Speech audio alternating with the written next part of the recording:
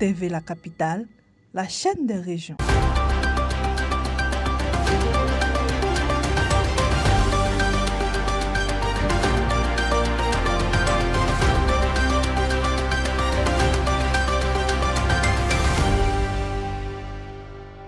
Samedi 18 avril 2026, l'élection des délégués MUJFC dans le Béquet a mobilisé 2614 votants sur 17 799 inscrits, soit 14,69% de participation. Le scrutin s'est tenu dans 18 bureaux à Boaké, Béoumi, Botro et Sakassou. Les taux locaux, Béoumi 21,37%, Botro 23,33%, Sakassou 21,69%. Boaké, malgré le plus grand corps électoral, enregistre le plus faible taux avec 13,12%. Trois listes briguent les sièges pour 2026-2029. Solidarité Santé, Groupe Solidarité Égalité et ABM. Selon le SG de préfecture Yapo Adepo Jocelyn, le vote s'est déroulé sans incendie dans toute la région. San Pedro a accueilli la première édition des journées portes ouvertes des concours administratifs.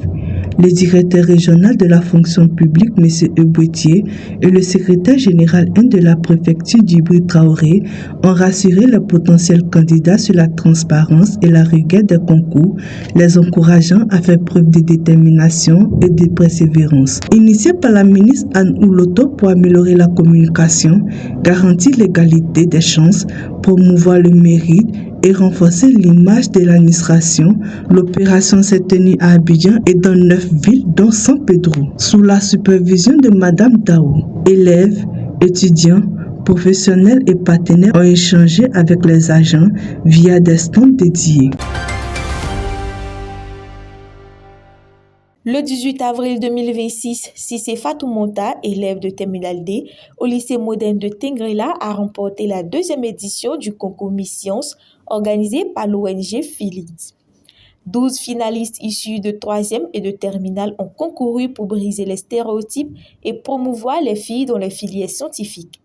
6 lauréates ont été distinguées, toutes ont reçu diplôme, kit scolaire et une enveloppe.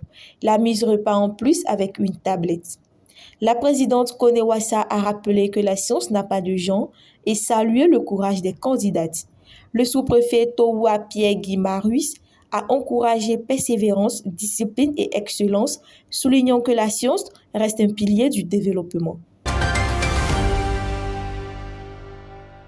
Le 16 avril 2026, Solibra a inauguré à Boisflé une station d'épuration des eaux usées de plus de 5 milliards de francs CFA, construite en 18 mois avec une capacité de 4670 m3 par jour. Fonctionnant par bout actif avec des micro-organiques anaérobiques et dotée d'un laboratoire moderne, la STEP traite les eaux usées industrielles pour rejeter les eaux conformes aux normes.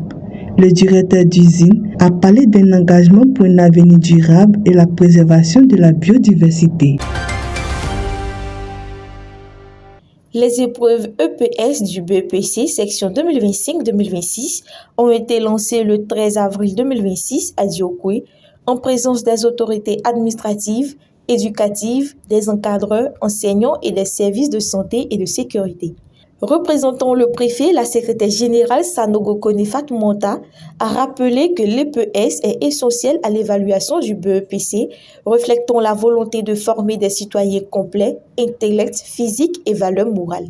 Elle a souligné le poids de ces épreuves dans la note finale et a appelé les candidats à faire preuve de discipline, de persévérance et de courage.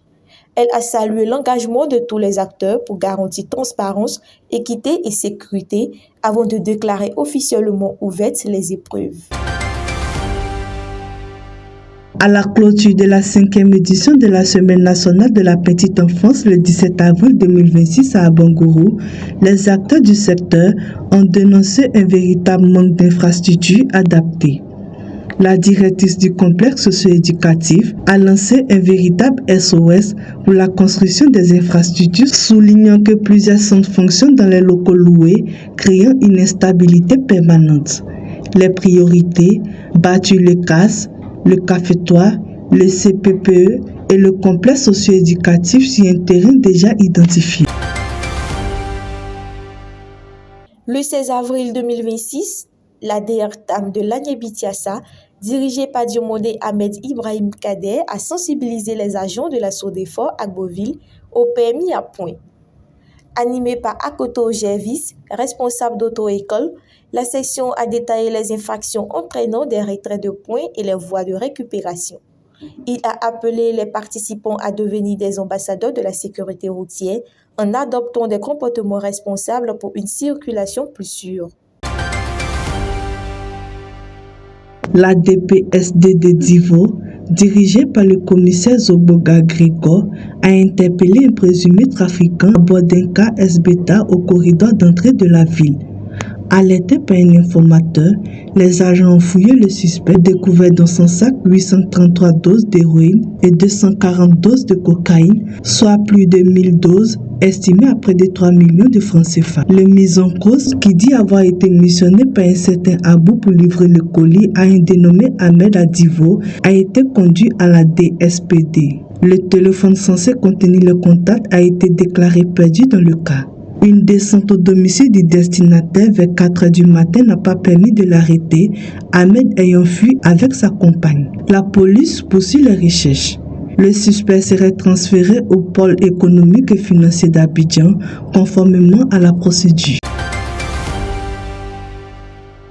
Clôturé le 18 avril 2026, le Massa a rassemblé plus de 500 000 spectateurs, confirmant Abidjan comme hub culturel africain.